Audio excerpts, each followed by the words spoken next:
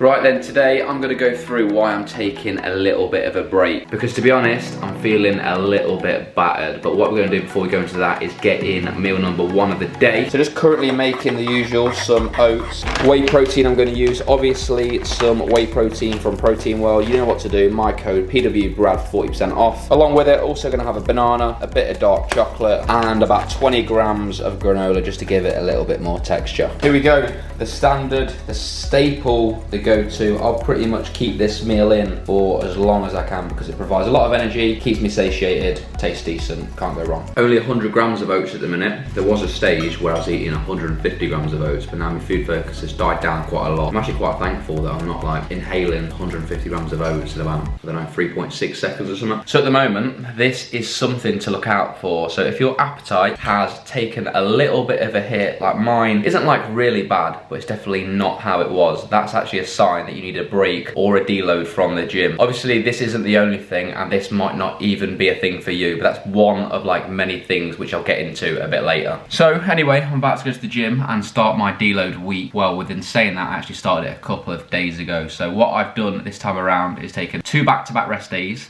and then for the next week, I'm going to be doing this deload week of training. There's a number of ways you can go about deload week. Some people reduce the volume, some people reduce the intensity, some people do a combination of both, and some people just take a whole week off. So I'll only take like 4 or 5 days off or a week off if I'm absolutely battered. And to be honest, it should never get to that point. So I've not done that in a long time. So what I like to do now is not drop the intensity, but just drop the total volume by reducing the amount of sets I do. So typically for most exercises, I'll do like a top set and a back off. Some exercises I'll only do like 1 set. Some exercises I might do 3 with the isolation movements. But what I'm gonna do is basically just half the amount of work I do. So today, for example, I normally do around 14, 15 sets. Today, I'll only do 7 or 8. For example, with the dumbbell shoulder press, I won't do the top set, I'll only do the back off set. And that'll be the case for pretty much all the movements. The reason being that top set is going to be the most demanding, and going for the back off set, it's a little bit safer because we're using less load. And also another benefit of doing it like this is that we actually have an opportunity to progress a lift, because we're not doing that top set first, we're going into that back off set a little bit fresher, and it gives us a chance of actually getting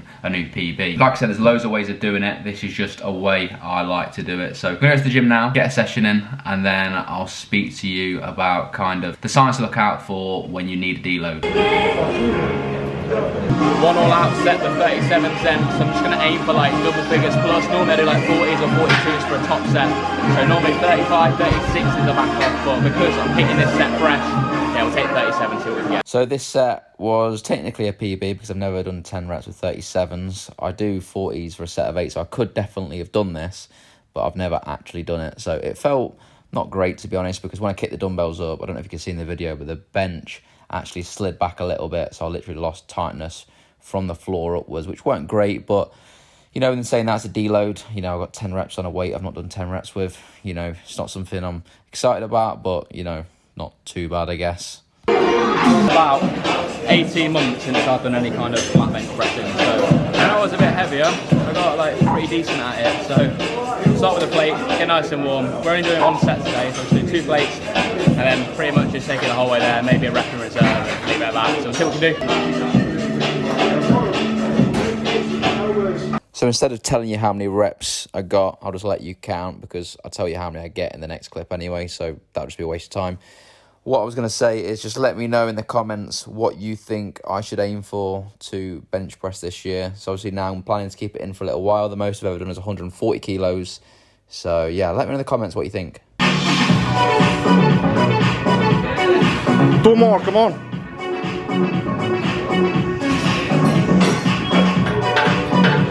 First time benching in like 18 months, and I managed to hit 11 reps with 100 at the end of the session. And I think the most I've ever done with 100 was 14 reps, and obviously I was about 83 kilos, so I'm about 8 kilos lighter. I feel like as soon as I get in a groove with that movement, I think I can run that up to like 20 reps, because even when I'm doing the lift, I feel a little bit all over the place. It probably looks really controlled and smooth, and I think it is, but you kind of know when you're feeling good with the movement. So give it, I don't know, 3 or 4 rotations. I reckon that'll be feeling really good. So post-workout on the way home, I just sipped on 30 grams of whey protein with water, and that was, yeah, the post-workout meal. Anyway, what I'm gonna do now is cover some symptoms you should be looking out for to determine whether you need a deload or not. Before I actually get into that, what I would say is that if you're new to training, you're a beginner, I'll put a time frame on it, but the first kind of initial stint with your training, you're probably not going to warrant to have a deload for a while anyway. And the reason is just because you can't deliver the amount of intensity to kind of get yourself in that position where you need a deload. Like, you're not training hard enough yet, you're not training accurately enough yet. Unless you're going to the gym like twice a day, 7 days a week, it's very unlikely as a beginner you're going to need a deload. But over time, if you've been training for a little while and you've been progressing your lifts for a while, eventually you're going to get to that point where you're tired and you need to take a break in order for you to progress a bit further. So in terms of symptoms to look out for me, I have like a dip in motivation. I'm tired a lot and it affects my sleep. So I'll often like struggle to stay asleep, and then I'll be a little bit more agitated through the day. The biggest two I'd say for me is my digestion. Like, my digestion always goes like really bad when I need a deload, and also my gym performance. So when I'm training the gym, I struggle to get a pump, my joints hurt, and I really struggle to progress my lifts to the point where they'll completely plateau, or in some cases they'll actually regress a little bit. For me as well, visually, I notice that my physique is holding a bit more fluid when I need a deload, so I'll actually look worse for it. Now, I'm not saying that you're going to experience all of these symptoms. You might experience 1 or 2, you might experience several, I don't know. It's very individualistic. For me, I notice these signs quite soon, and what I do is just nip them in the bud